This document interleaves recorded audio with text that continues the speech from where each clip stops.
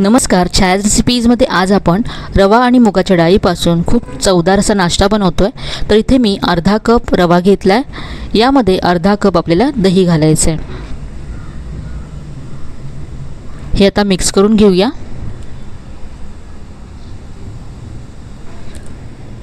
Mix केल्यानंतर यामध्ये आपल्याला पाणी घालायचं आहे। तर दह्याच्याच कपामध्ये मी 2 चमचे पाणी घेतलं आणि ते यामध्ये घातलं। आता रवा फुलण्यासाठी आपण हे बाजूला ठेवून देऊया 10 मिनिटं। रवा बाजूला ठेवून देऊया आणि आता इथे मी डाळ घेतली। तर इथे मी अर्धा कप मुगाची डाळ घेतली। ती मी 2 ते 3 वेळा स्वच्छ धुवून घेतली। यानंतर डाळीमध्ये पाणी घालून मी 3 ते 4 तासासाठी भिजत ठेवली होती। तुमच्याकडे जर वेळ कमी असेल तर कोमट पाण्यामध्ये तुम्ही 1 तास भिजत ठेवली तरी चालेल। या कपाने मी अर्धा कप डाळ मोजून घेतली। आपण अर्धा कप इथे रवा, अर्धा कप दही आणि अर्धा कपच डाळ घेतले। आता ही डाळ आपल्याला वाटून घ्यायची आहे। तर ही मिक्सरच्या भांड्यामध्ये आपण काढून घेऊया। पाहू शकता डाळ अगदी सॉफ्ट झाली आहे। आता इथे इथलं पाणी निथळून मिक्सरच्या भांड्यामध्ये मी काढून घेते। वाटताना आपल्याला पाणी घालायचं नाही आहे। जर गरज पडली तर अगदी 1 ते 2 चमचे इतकंच पाणी घालायचं आहे। आता यामध्ये 2 हिरव्या मिरच्या घालते आणि याबरोबरच थोडंसं आलं अगदी बारीक असं चिरून घेतलं आहे। आता ही डाळ आपल्याला वाटून घ्यायची आहे। तर इथे पहा अगदी बारीक केलेली नाही आहे, थोडीशी रवाळ अशी ही डाळ वाटून घेतली आहे। ही डाळ आता रव्यामध्येच आपण काढून घेऊया।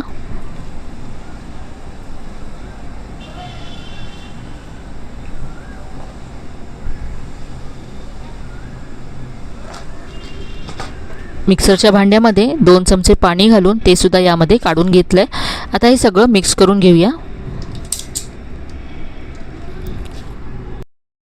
मिक्स केल्यानंतर हे मिश्रण मला थोडंसं घट्ट वाटतंय, तर यामध्ये मी आणखी 2 चमचे पाणी घालते। मिक्स करून घेऊया। तर याची कन्सिस्टन्सी तुम्ही पाहू शकता, हे असं आपल्याला हवं आहे। आता यामध्ये चवीप्रमाणे मीठ घालायचं आहे। यानंतर अर्धा चमचा जिरं घातलं आहे, चिमूटभर हळद घालायची आणि 1 चमचा यामध्ये तेल घालायचं आहे। आता हे सगळं मिक्स करूया।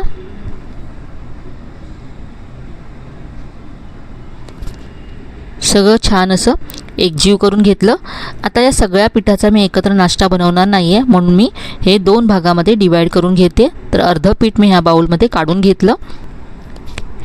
आता या पिठामध्ये चिमूटभर बेकिंग सोडा घालायचा आहे। जर तुम्ही सगळ्या पिठाचा एकत्र नाश्ता बनवणार असाल तर सगळ्या पिठामध्ये तुम्ही पाव चमचा बेकिंग सोडा घालू शकता, किंवा मग बेकिंग सोड्याऐवजी तुम्ही अर्धा चमचा इनो फ्रूट सॉल्ट घातलं तरी चालेल। बेकिंग सोडा घातल्यानंतर हे व्यवस्थित असं मिक्स करून घ्यायचं आहे।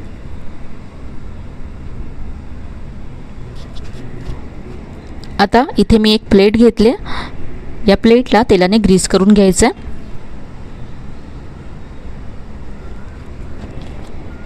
तर यामध्ये पीठ काढून घेऊया आणि हे करत असतानाच मी गॅसवरती कढईमध्ये पाणी गरम करत ठेवलं आहे।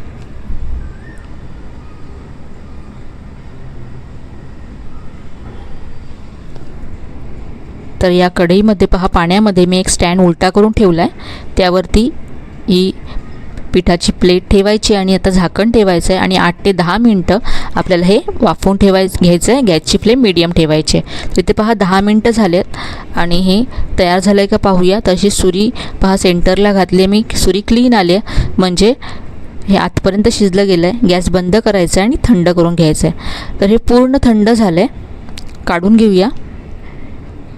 तर याचे आता पीसेस करून घेऊया।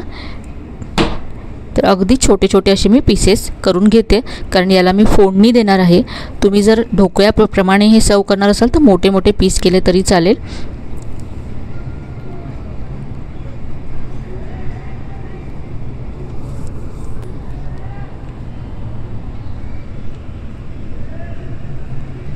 तर असे सगळे पीस पहा मी काढून घेते।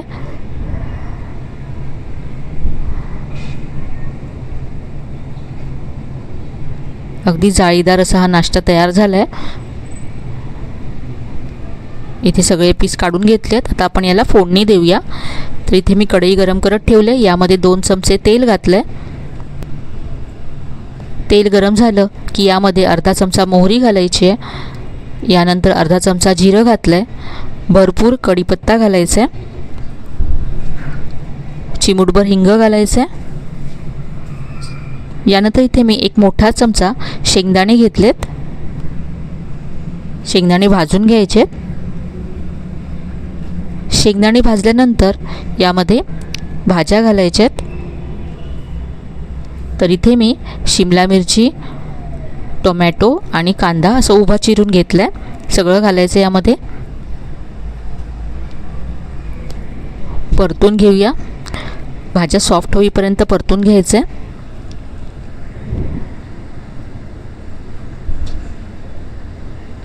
भाज्या इथे सॉफ्ट झाल्यात. आता आपण जो ढोकळा तयार केला होता तो यामध्ये घालायचा आहे. यावरती आता चिमूटभर हळद घालायची आहे. पाव चमचा लाल तिखट घातलं आहे. यानंतर मी पाव चमचा धनेजिरे पूड घातली आणि चवीप्रमाणे मीठ घातलं. आता हे सगळं आपण परतून घेऊया. यावरती आता मी 1 चमचा टोमॅटो केचप घालते. यामुळे मस्त आंबट गोड अशी चव येईल. मिक्स करून घेऊया. आता मी गॅस बंद केला आहे. बारीक चिरलेली कोथिंबीर घालायची वरून आणि आपला हा नाश्ता तयार आहे. काढून घेऊया. खूपच मस्त चटपटीत असा हा नाश्ता तयार होतो. आज आपण याला फोडणी दिली, पण तुम्ही ढोकळ्याप्रमाणे यावरती फोडणी घालून आणि चटणीबरोबर तुम्ही सर्व करू शकता. तर आजची ही रेसिपी तुम्हाला नक्कीच आवडली असेल. रेसिपी कशी वाटली कमेंटमध्ये कळवायला विसरू नका.